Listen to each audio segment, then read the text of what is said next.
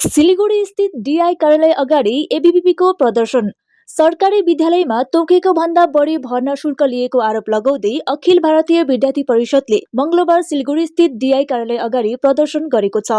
एबीवीपीका अनुसार सरकारी विद्यालयमा भर्ना शुल्क 240 रुपियाँ मात्र तोकिएको भए पनि केही विद्यालयहरूले विद्यार्थीबाट 400 देखि 1000 रुपियाँसम्म लिइरहेका छन्, जुन सरकारको नियम विपरीत हो। यसरी अवैध रूपमा शुल्क लिँदा गरिब तथा मध्यम वर्गीय परिवारका अभिभावक र विद्यार्थीहरूलाई ठूलो आर्थिक समस्या परेको एबीवीपीले जनाएको छ। प्रदर्शनकारीहरूले सबै सरकारी विद्यालयहरूमा भर्ना शुल्कको कड़ा निगरानी गर्न र बेसी शुल्क लिने विद्यालयमाथि तत्काल कारबाही गर्न माग गरेका छन्।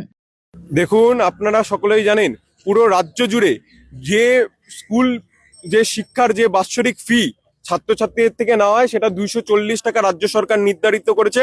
কিন্তু বর্তমানে প্রত্যেক রাজ্যের প্রচুর স্কুল এই 240 টাকার অতিরিক্ত টাকা, কোনো জায়গায় 450-500 টাকার অধিক সাধারণ ছাত্রছাত্রীদের থেকে তারা ফি আদায় করছে। এর একমাত্র কারণ রাজ্য সরকার প্রত্যেকটা স্কুলে যে অর্থ বরাদ্দ করতে হয় তার অনেক শতাংশ তারা কমিয়ে দিয়েছে। কিছু কিছু উচ্চ মাধ্যমিক বিদ্যালয়ে যেখানে 50,000 টাকা বার্ষিক অর্থ বরাদ্দ করা হতো স্কুলগুলোতে, সেখানে রাজ্য সরকার 25,000 টাকা করে দিয়েছে। এবং স্কুল শিক্ষা দপ্তর এবং স্কুলের সাধারণ যারা টিচাররা রয়েছেন তারা সেই টাকা সাধারণ ছাত্রছাত্রীদের থেকে ওসুল করছে। এবং সাধারণ ছাত্রছাত্রী যারা গরিব ঘর থেকে আসে তারা অনেক বড় সমস্যার সম্মুখীন হয়েছে। আর যখন সমস্যা আসে আমরা দেখতে পারি এই যে রাজ্যের যে শিক্ষামন্ত্রী রয়েছে তিনি মিস্টার ইন্ডিয়া হয়ে যান। মিস্টার ইন্ডিয়া হয়ে তিনি কোথায় যান কেউ জানে না, কোন কালীঘাটের তালির চালার নিচে তিনি লুকিয়ে যান আমরা সেটা জানি না। তার জন্য আজকে আমরা এখানে শিলিগুড়ির ডিআই অফিসে আমরা অভিযানে এসেছি এবং এখানে 3 দফায় আমরা দাবি নিয়ে এসেছি যে রাজ্য সরকারকে পর্যাপ্ত পরিমাণে অর্থ বরাদ্দ করতে হবে স্কুলগুলোর জন্য এবং যে রাজ্যের শিক্ষার যে মান উন্নয়ন করতে হবে। রাজ্যে আজকে সাধারণ স্কুলগুলোতে পুরোপুরি একদম বেহাল দশায় পরিণত হয়েছে। রাজ্যের স্কুলগুলোতে মান প্রচন্ড নিচে নেমে গিয়েছে। সাধারণ যে পার্ট টাইম টিচার তারা নিচ্ছে 50% পদ খালি এখনো পড়ে আছে। পার্ট টাইম টিচার নিয়োগ করা হচ্ছে, group C group D part time teacher নিয়োগ করা হচ্ছে এবং তার যে শুল্ক সেটা রাজ্য সরকার দিচ্ছে না। তার জন্য সাধারণ যারা শিক্ষকরা রয়েছেন স্কুলে তারা ছাত্রছাত্রীদের কাছ থেকে আদায় করছে।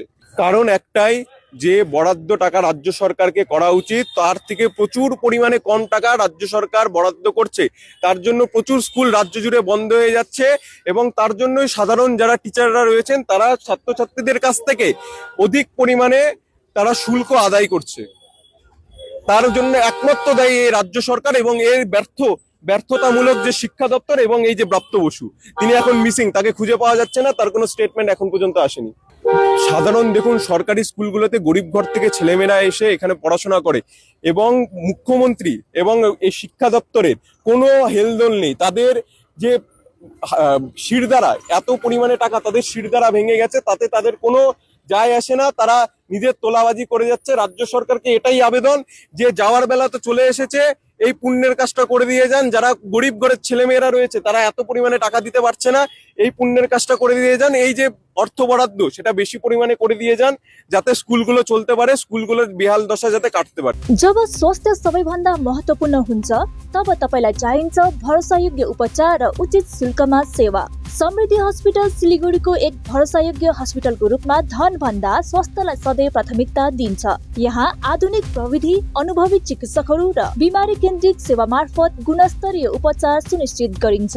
न्युरोदेखि ENT सम्मका सम्पूर्ण विशेषज्ञ सेवाहरू एकै छानामुनि उपलब्ध छ, किनकि हाम्रो विश्वास छ स्वास्थ्य व्यापार हैन सेवा हो। आउनुहोस् समृद्धि हस्पिटल न्युरो तथा ENT multi speciality hospital Salugara, Sikkim plaza भवन, तेस्रो तल्ला, सालुगडा गुम्बा नजिक। समृद्धि हस्पिटल तपाईको स्वास्थ्य हाम्रो प्राथमिकता।